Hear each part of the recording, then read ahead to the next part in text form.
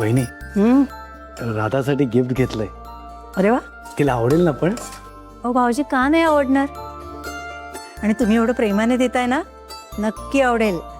खरं तर राधासाठी ना जगातलं किती महागडं गिफ्ट घेतलं ना तरी ते कमीच आहे. अहो, खूप उत्तम सून आहे ती, उत्तम व्यक्ती आहे.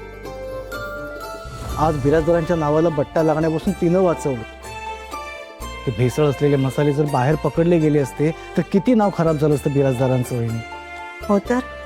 आई, ये राधा. अगं, तुझ्याविषयीच बोलत होतो आम्ही. माझ्याविषयी? हो, तुझ्याविषयी. अगं, आज किती मोठी कामगिरी पार पाडलीस तू. बिराजदारांचं नाव खराब होण्यापासून वाचवलंस. राधा, आम्हा सगळ्यांना तुझा सार्थ अभिमान आहे. हा, आता विराजस एवढा नाहीये, कारण विराजसला तुझा खूप म्हणजे खूपच अभिमान वाटत असेल. तू जे काम केलंस त्यासाठी माझ्याकडून एक छोटंसं गिफ्ट. काका, याची काय गरज होती? अरे, काय गरज होती म्हणजे? गरज आहे. अगं, तू एवढी चांगली कामगिरी पार पाडलीस त्यासाठी तुझं कौतुक केलंच पाहिजे. खरं तर या गिफ्ट सोबत ना तुझं तोंडही गोड करायचं होतं, पण त्यासाठीचा शिरा अजून रेडी होतोय. होतोय होतोय. सो हे तुझ्यासाठी गिफ्ट. आणि हा, नाही नको याची काय गरज होती, कशाला पाहिजे वगैरे काही बोलायचं नाही. मी काही ऐकून घेणार नाही. घे गिफ्ट. थँक्यू काका. अरे, मला कायम असंच प्रोत्साहन देत राहा आणि तुमचा आशीर्वाद असाच पाठीशी असू द्या. आणि हे काय वेगळं सांगायची गरज आहे का? तुला सांगतो, बाबा नेहमी सांगायचे, घरासाठी, घरातल्या माणसांसाठी कुणी काही चांगलं काम केलं ना तर त्याचं तोंड भरून कौतुक केलं पाहिजे, कारण त्यातून इतरांना प्रेरणा मिळते आणि अजून चांगलं वागण्याची इच्छा प्रबळ होते. खरंच वहिनी, आज जर बाबा असते ना तर खूप खुश झाले असते ते. का हो भाऊजी, हिला गिफ्ट दिलं म्हणून?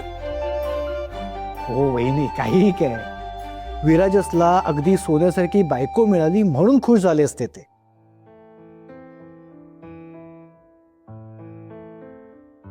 चल बाळा, मी येतो. अशीच प्रगती करत राहा. येतो.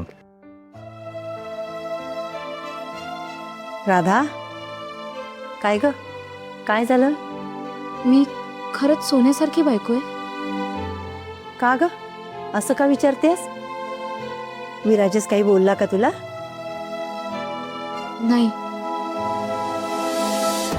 त्याला आनंद झाला पण वाईटही वाटलं. माझा त्याच्यावर विश्वास नाहीये असं वाटतंय ते. तरी सुद्धा तू सोन्यासारखीच बायको आहेस. हे बघ, जास्त काळजी करू नकोस. तू बस बरं, मी तुझ्यासाठी शिरा बनवून आणते. खाशील ना ग? आई, पण विराजच त्याला. राधा, आई आहे मी त्याची. हे बघ, विराजसचा राग एवढा मोठा, पण तो टिकतो मात्र एवढाच वेळ. आणि तो राग जर त्याच्या लाडक्या बायकोवरचा असेल ना तर मात्र तो एवढाच वेळ टिकणार.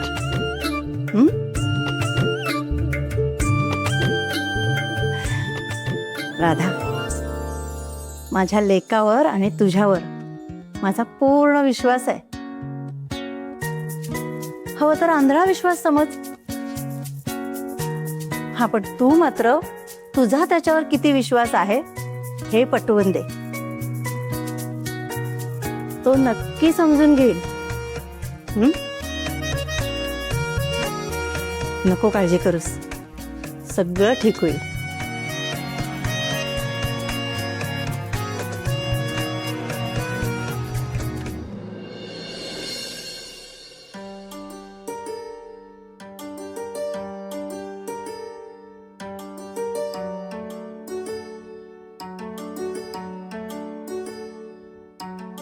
तिचा विश्वास नाहीये का? हो सर. काय कारण असेल? तो डिस्ट्रीब्युटर इतरांचेही मसाले घेतो, बरेचदा पैसेही बुडवतो, म्हणून मेघा मॅमचा विश्वास नाही. कोण मेघा मॅम? सर, आपल्या ऑफिसमधल्या मेघा मॅम. अरे sorry sorry sorry sir, sorry sorry, काहीतरी चुकतंय. एक मिनटं, आपण जरा वेळ थांबूयात का? मी परत रिजॉईन करतो मीटिंग. हां, ओके ओके.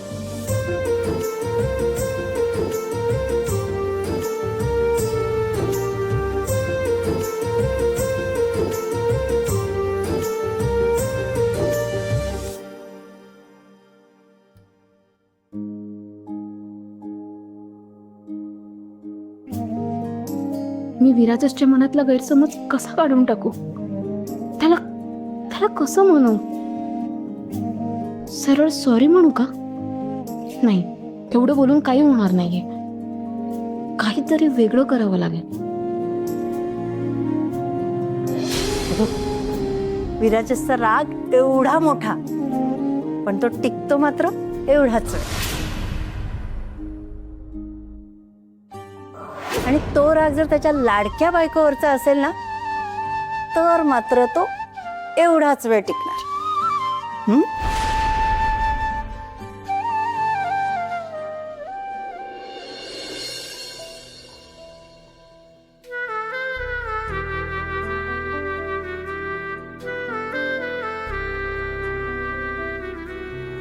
हे सगळं डोक्यातून जात का नाहीये? नाही, ह्याच्यातच गुंतून राहण्यात काही अर्थ नाहीये.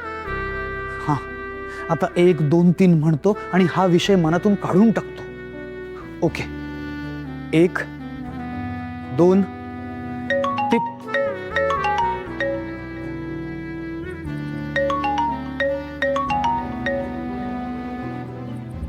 फोन वाजू देत राहिलो तर परत त्याच्याकडेच लक्ष जाणार. कट केलं तर रूढ दिसेल. काय करू? उचलू की नको उचलू?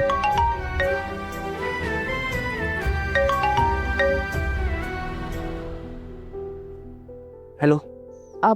कामात आहेस का? हो, थोडं महत्वाचं काम होतं. मी बिझी आहे थोडा. ऑफिसच्या कामाचा खूप लोड आहे. ऑफिसचंच काम आहे. जेवायला जायचंय ना आता. जेवायची वेळ झाली आहे. लंच ब्रेकला वेळ आहे अजून. माझी इतरही काही कामं असू शकतात. ती जरा पुढे नाही का जाऊ शकत? मला तुला विश्वासात घेऊन काहीतरी सांगायचं होतं. जरा वेळ नाही का तुझ्याकडे? फार वेळ नाही येणार मी तुझा.